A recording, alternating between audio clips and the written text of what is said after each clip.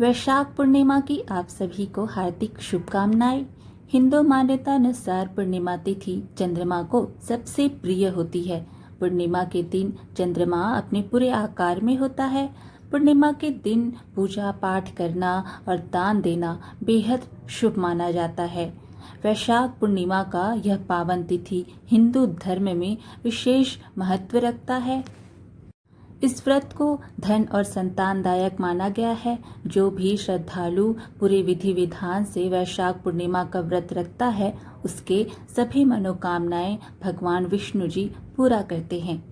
कहा जाता है कि जो कोई भी वैशाख पूर्णिमा की व्रत को कथा के साथ पूरे नियम के साथ पूरा करता है, उसके ऊपर भगवान विष्णु और माता लक्ष्मी की विशेष कृपा होती है। तो आइए वैशाख पूर्णिमा व्रत की कथा का श्रवण करते हैं।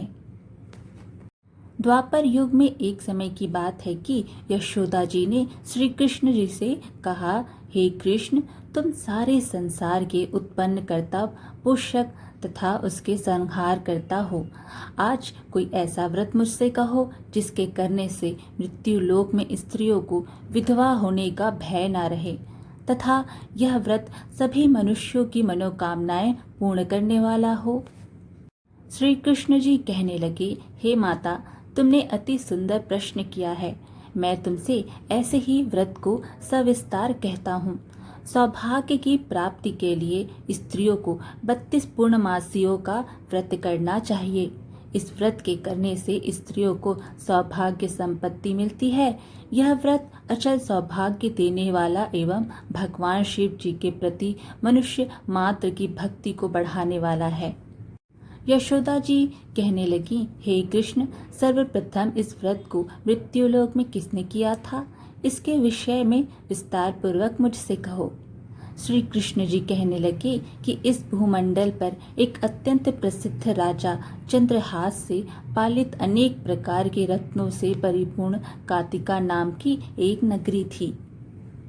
वहां पर धनेश्वर नाम का एक ब्राह्मण था और उसकी स्त्री अति सुशीला रूपवती थी। दोनों ही उस नगरी में बड़े प्रेम के साथ रहते थे। घर में धन धान्य आदि की कमी नहीं थी। उनको एक बड़ा दुख था कि उनके कोई संतान नहीं थी। इस दुख से वह अत्यंत दुखी रहते थे। एक समय एक बड़ा तपस्वी योगी उस नगरी में आया। वह योगी उस ब्राह्मण के घर को छोड़कर अन्य सब घरों से भिक्षा लाकर भोजन किया करता था। रूपवती से वह भिक्षा नहीं लिया करता था। उस योगी ने एक दिन रूपवती से भिक्षा ना लेकर किसी अन्य घर से भिक्षा लेकर गंगा किनारे जाकर भिक्षानन को प्रेम पूर्वक खा रहा था कि धनेश्वर ने योगी का यह सब कार्य किसी प्रकार से देख लिया।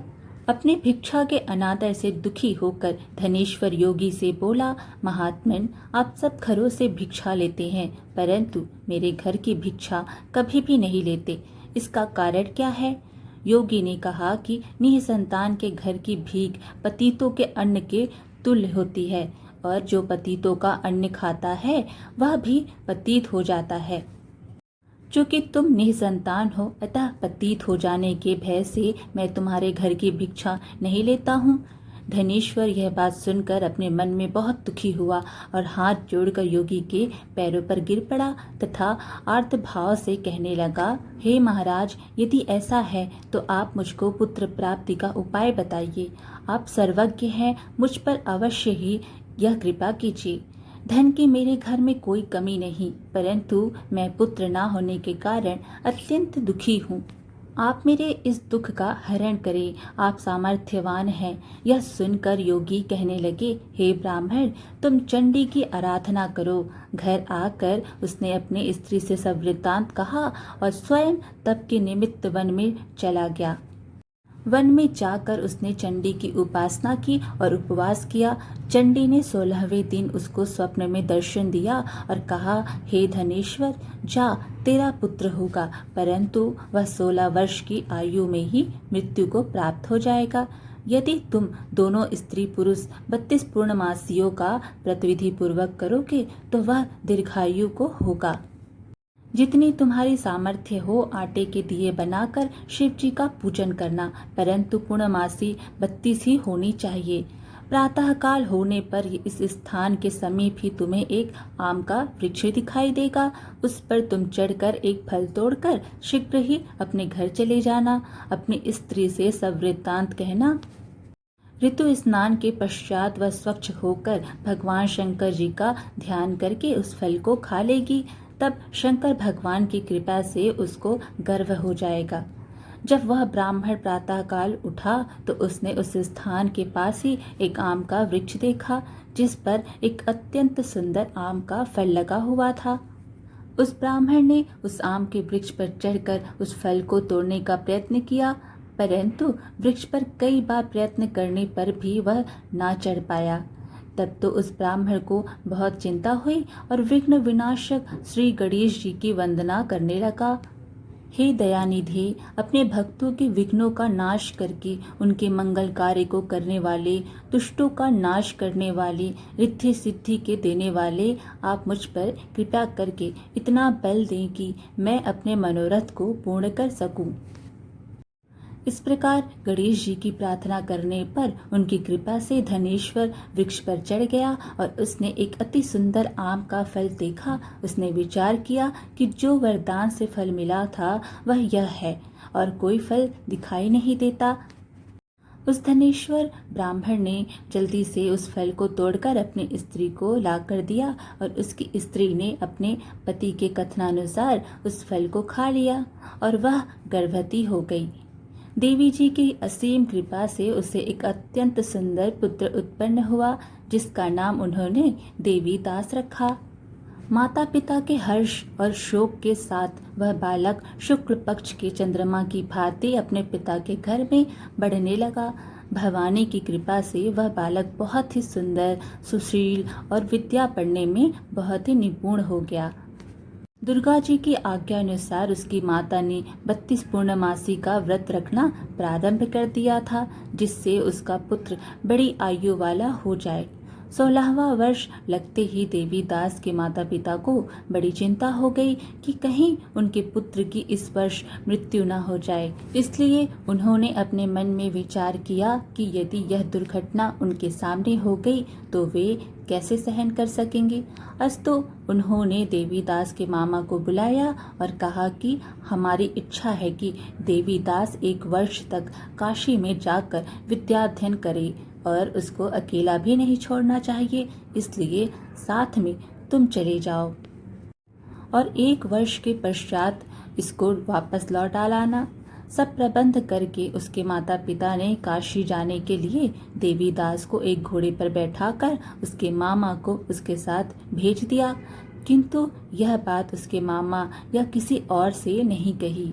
धनेश्वर ने सपत्नीक अपने पुत्र की मंगल कामना तथा दीर्घायु के लिए भगवती दुर्गा की आराधना और पूर्णमासियों का व्रत करना आरंभ कर दिया। इस प्रकार बराबर 32 पूर्णमासी का व्रत पूरा किया। कुछ समय पश्चात एक दिन वह दोनों मामा और भांजा मार्ग में रात्रि बिताने के लिए किसी ग्राम में ठहरे हुए थे। उस दिन उस गांव में एक ब्राह्मण की अत्यंत सुंदर, सुशीला, विदुषी और गुणवती कन्या का विवाह होने वाला था। जिस धर्मशाला के अंदर वर और उसकी बारात ठहरी हुई थी, उसी धर्मशाला में देवी दास और उसके मामा भी ठहरे हुए थे। संयोगवश कन्या को तेल आदि चढ़ाकर मंडप आदि का कृत्य किया गया तो लग्न के समय वर को धनुर्वात हो गया। अस्तु वर के पिता ने अपने कुटुंबियों से परामर्श करके निश्चय किया कि यह देवी दास मेरे पुत्र जैसा ही सुंदर है, मैं इसके साथ ही लग्न करा दूं और बाद में विवाह के अन्य कार्य मेरे लड़के के साथ हो जाएंगे।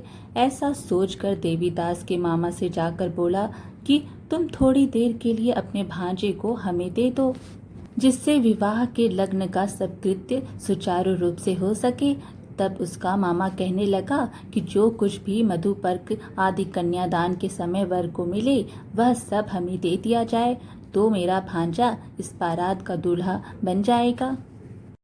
यह बात वर के पिता ने स्वीकार कर ली और उसने अपना भांजा वर बनने को भेज दिया और उसके साथ सब विवाह कार्य रात्रि में विधि पूर्वक संपन्न हो गया। पत्नी के साथ वह भोजन ना कर सका और अपने मन में विचार करने लगा कि ना जाने यह किसकी स्त्री होगी। यह सोचकर उसकी आंखों में आंसू आ गए। तब वधू ने पूछा कि क्या बात है, आप इतने उदासीन व दुखी क्यों हो रहे हैं। तब उसने सब बातें जो वर के पिता व उसके मामा में हुई थी उसको बतला दी। तब कन्या कहने लगी कि यह ब्रह्म विवाह के विपरीत हो कैसे सकता है। देव, ब्राह्मण और अग्नि के सामने मैंने आपको ही अपना पति बनाया है, इसलिए आप ही मेरे पति हैं। मैं आपकी ही पत्नी रहूंगी, किसी अन्य की कदापि नहीं। तब देवीदास ने कहा, ऐसा मत करिए, क्योंकि मेरी आयु बहुत थोड़ी है। मेरे पश्चात आपकी क्या गति होगी, इन बातों को अच्छी तरह विचार लो। परंतु वह दृढ़ विचार वाली थी। बोली कि जो आपकी गति होगी वही मेरी गति होगी। हे स्वामी, आप उठिए और भोजन करिए, आप निश्चय ही भूखे होंगे। इसके बाद देवीदास और उसकी पत्नी दोनों ने भोजन किया तथा शेष रात्रि वे सोते रहे। प्रातःकाल देवीदास ने अपनी पत्नी को 3 नगों से जड़ी हुई एक अंगूठी दी, एक रुमाल दिया और बोला, हे प्रिय, इसे लो और संकेत समझकर स्थिर चित्त हो जाओ। मेरा मरण और जीवन जानने के लिए एक पुष्प वाटिका बना लो, उसमें सुगंधित वाली एक नव मल्लिका लगा लो। उसको प्रतिदिन जल से सींचा करो और आनंद के साथ खेलो कूदो तथा उत्सव मनाओ।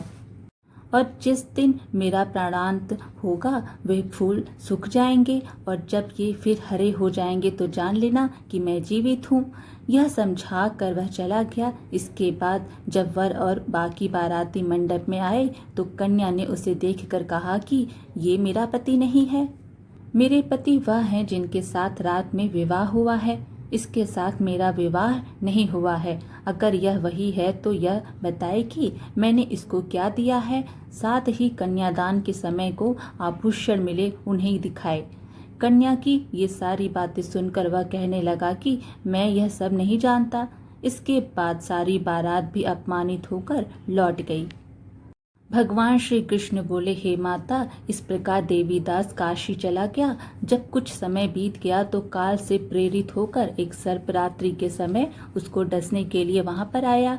उस विषधर के प्रभाव से उसके शयन का स्थान चारों ओर से विष की ज्वाला से विषैला हो गया, परंतु व्रतराज के प्रभाव से उसको काटने ना पाया, क्योंकि पहले ही उसकी माता ने 32 पूर्णिमा का व्रत कर रखा था।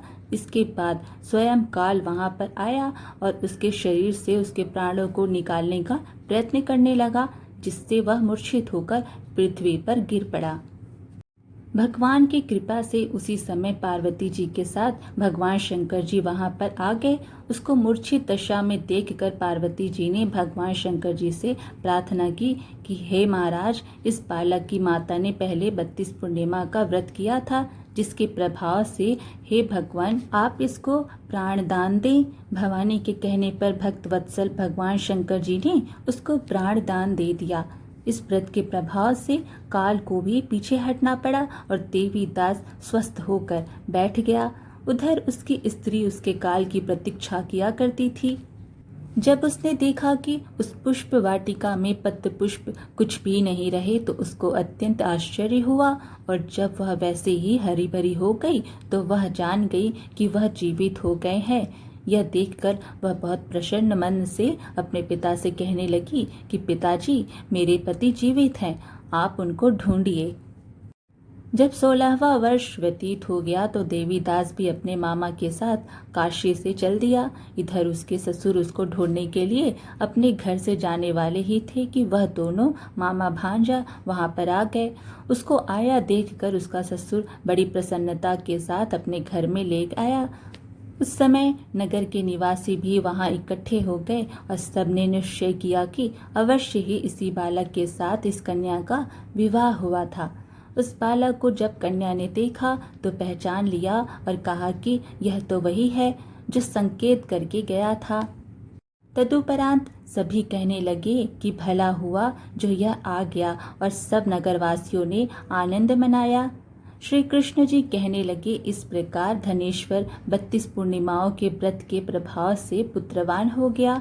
जो भी स्त्रियां इस व्रत को करती हैं वे जन्म जन्मांतर में वैधव्य का दुख नहीं भोगती और सदैव सौभाग्यवती रहती हैं। यह मेरा वचन है, इसमें कोई संदेह नहीं। यह व्रत पुत्र पौत्रों को देने वाला तथा संपूर्ण मनोकामनाओं को पूर्ण करने वाला है।